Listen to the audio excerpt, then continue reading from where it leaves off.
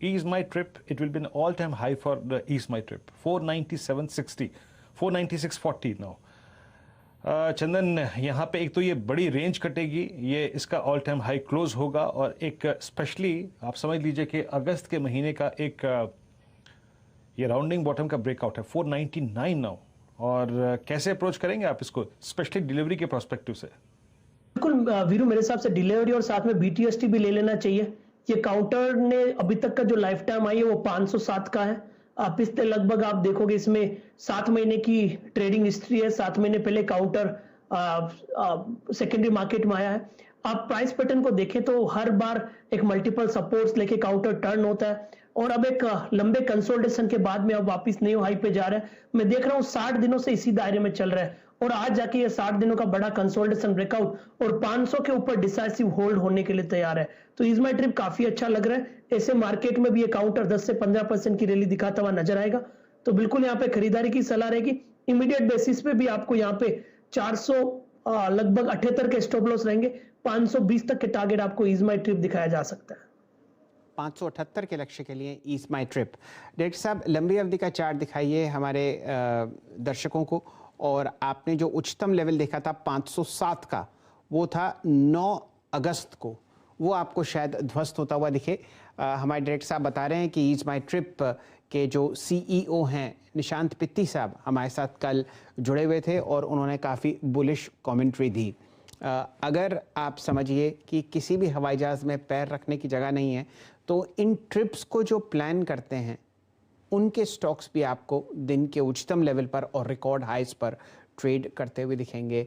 अगर आप लंबी अवधि का चार्ट ईज माई ट्रिप और इंडिगो का देखें तो एग्जैक्टली एक रेप्लिका आपको एक दूसरे का दिखेगा। आज इंडिगो में हल्की सी मुनाफा वसूली है, लेकिन पिछले 7 दिन की जो चाल आपने ईज माई ट्रिप में देखी है और जो 8 दिन की चाल इंडिगो में देखी है, वो बिल्कुल एक जैसी। वीरेंद्र जी। जी हाँ, ईज माई ट्रिप आपकी स्क्रीन पे अगर आप देखें 505 रुपये, करीब करीब 497 पे डिस्कशन हुआ था, 96 में माफ़ कीजिएगा, 405 रुपये हो गया।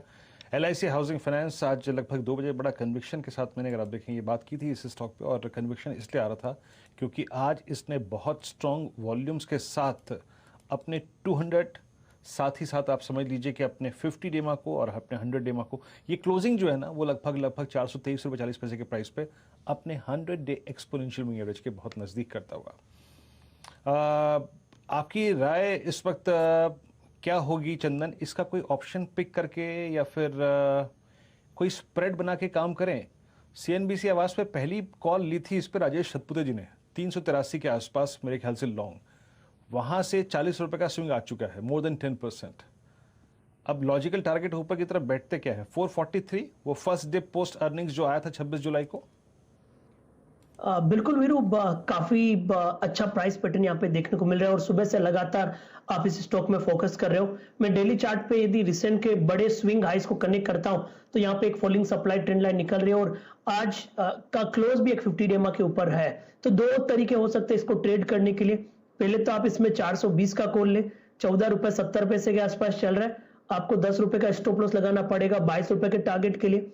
सेकंड, आपको यदि स्प्रेड बनाना है तो 420 का कॉल लीजिए, लगभग 14 रुपए के आसपास चल रहा है। साथ में 440 का कॉल बेच दीजिए, 8 रुपए के आसपास चल रहा है। 6 रुपए का रिस्क होगा, 14 रुपए का टारगेट रहेगा।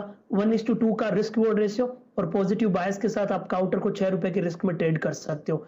तो 444 तक का बाउंस बनता है। 420 की कॉल ले या फिर 420 का बाय करके 440 का बेच के बिल्कुल स्प्रेड में तब्दील करें।